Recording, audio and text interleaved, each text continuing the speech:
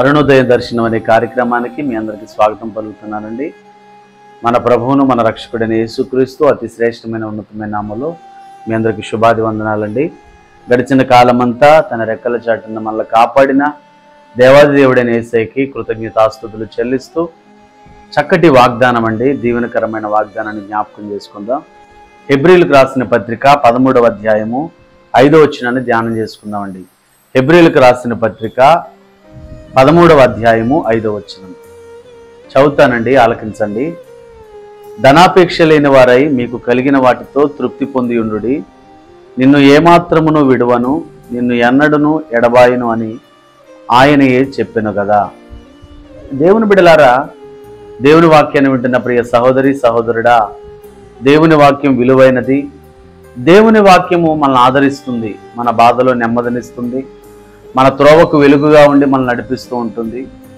దేవుని వాక్యము వెల్లడి ఎగుట తోడనే వెలుగు కలుగునన్న రీతిగా దేవుని వాక్యము మన జీవితాల్లో ఆదరణ కూడా కలిగిస్తుందండి. అయితే ఈ హెబ్రీలకు రాసిన పత్రిక 13వ అధ్యాయము 5వ వచనంలో ఉన్న మాట ఏంటంటే, నిన్ను ఏమాత్రమును విడువను, నిన్ను ఎడబాయను. దేవుని బిడలారా, మన శ్రమలలో, మన కన్నిటిలో, మన ఒడిదుడుకులలో దేవుని యొక్క ఆదరణ, దేవుని యొక్క దీవెన, దేవుని యొక్క ఆశీర్వాదం కోసం మనం ఎదురు చూస్తూ ఉంటాం.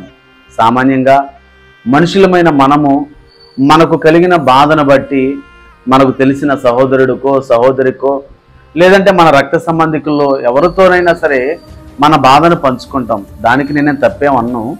కానీ క్రైస్తవునిగా, దేవుని బిడ్డగా, దేవుణ్ణి ఎరిగిన బిడ్డవుగా నువ్వేం చేయాలంటే, ఒక సమస్య వచ్చినప్పుడు దేవుని యొక్క వాగ్దానాలు మనం జ్ఞాపకం చేసుకొని వాగ్దానాన్ని చేత పట్టుకొని మనం ప్రార్థించినప్పుడు ఖచ్చితంగా దేవుడు మన బాధల నుండి, మన కష్టాల నుంచి ఆయన మనకు విడుదల దయచేస్తాడు. ఈ వాక్యాన్ని లేదంటే ఈ వాగ్దానాన్ని చదువుతున్నప్పుడు నాకు ఒక వ్యక్తి జ్ఞాపకం వస్తున్నాడండి. ఎవరైనా యెహోషువ. మోషే చనిపోయాడు. ఆ నాయకత్వం అంతా లేదంటే ఆ నాయకత్వం యొక్క బాధ్యత ఇప్పుడు యెహోషువ మీద పడింది. ఇప్పుడు ఇంత గొప్ప జనాంగాన్ని ఇప్పుడు యెహోషువ నడిపించాలి. ఎలా నడిపించగలడు యెహోషువ? అతనికి ధైర్యం ఎలా వస్తుంది? వాస్తవంగా చెప్పాలంటే యెహోషువ కాస్త భయపడుతున్నాడని చెప్పాలి. యెహోషువ భయపడుతున్న సందర్భంలో దేవుడు యెహోషువను బలపరిచి, యెహోషువ ధైర్యము కలిగి నిబ్బరముగా ఉండు, నిన్ను విడువను, నిన్ను ఎడబాయనని ఆనాడు యెహోషువతో దేవుడు వాగ్దానం చేశాడు. మరి దేవుని వాక్యాన్ని వింటున్న ప్రియ సహోదరి సహోదరుడా, అప్పులను బట్టి బాధపడుతున్నావా?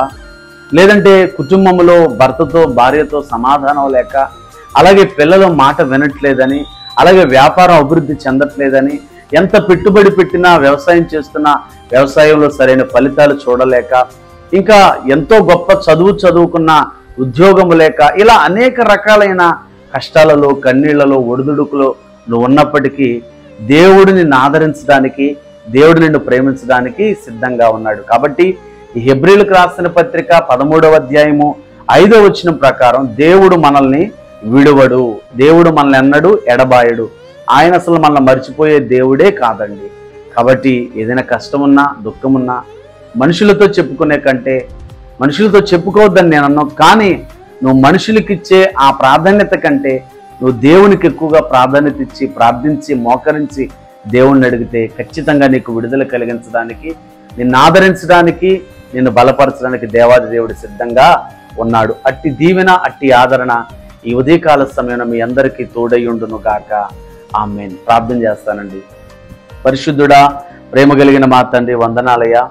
ఈ శ్రేష్టమైన సమయంలో వాక్యాన్ని విన్న బిడ్డలందరినీ దీవించండి అయా. నిన్ను విడువను, నిన్నేమాత్రం ఎడబాయనని హెబ్రీలకు రాసిన పత్రిక 13వ అధ్యాయం 5వ వచనంలో వాగ్దానం చేస్తున్నారయ్యా.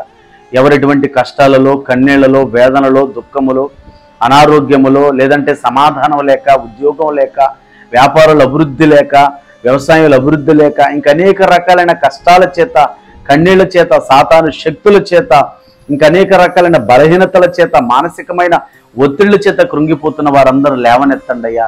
యేసయ్యా, మమ్మల్ని విడిచిపెట్టే దేవుడు కాదయ్యా, మమ్మల్ని ఎడబాసే దేవుడు కాదయ్యా.